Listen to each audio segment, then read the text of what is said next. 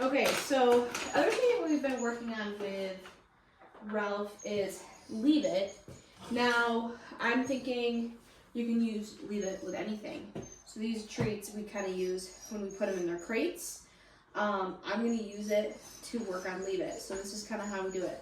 He's going to be attached to a leash because this is going to be something that I'm going to be able to correct him on, no, leave it, and then redirect him on something he can have. So this is kind of how you're going to work on that and where that's, how to work on it at home.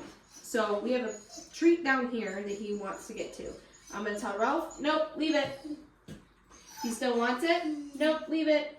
Yes, good boy! So when I ask him to leave it, I'm just giving him a little pressure on the leash, and I'm just saying, no, leave it. And then when he leaves that treat alone, I'm going to reward him with this treat. Good job for leaving that.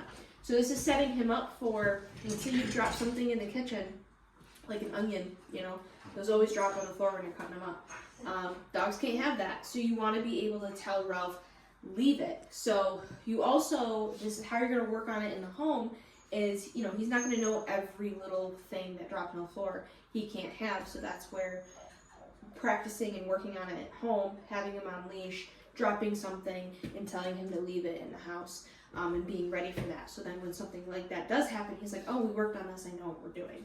So this is kind of me setting him up as you left the treat alone or whatever food he can't have, and I'm going to reward you with something else.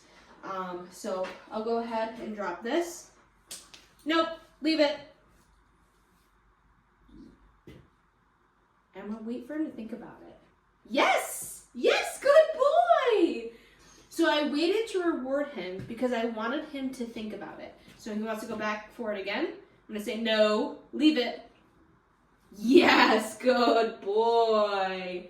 So now every time he tries to go up to that treat, I'm going to continue to say, no, leave it. And I didn't really have to give him a lot of pressure. No, leave it. No, leave it. I'm going to wait for him to turn around to me. Nope, leave it. Yes, good boy!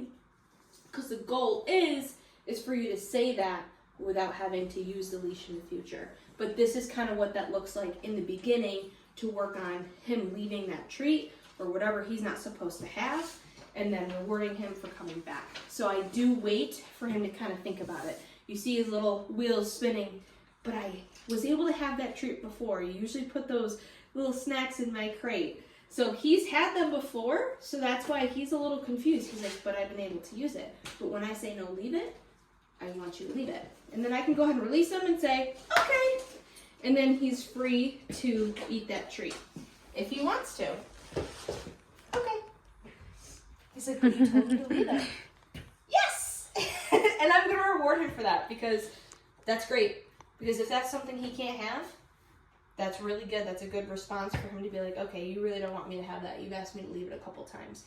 You've even given me a little bit of a leash correction, which he responds great with. So this can be used for, like, if he looks at socks or slippers. This is what I would do if you find him picking up things he's not supposed to.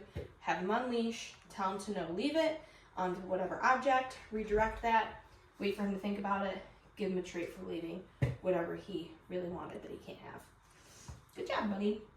And you can also use a toy to redirect that. Nope, I don't want you chewing on the sock. I want you to have your bone or whatever.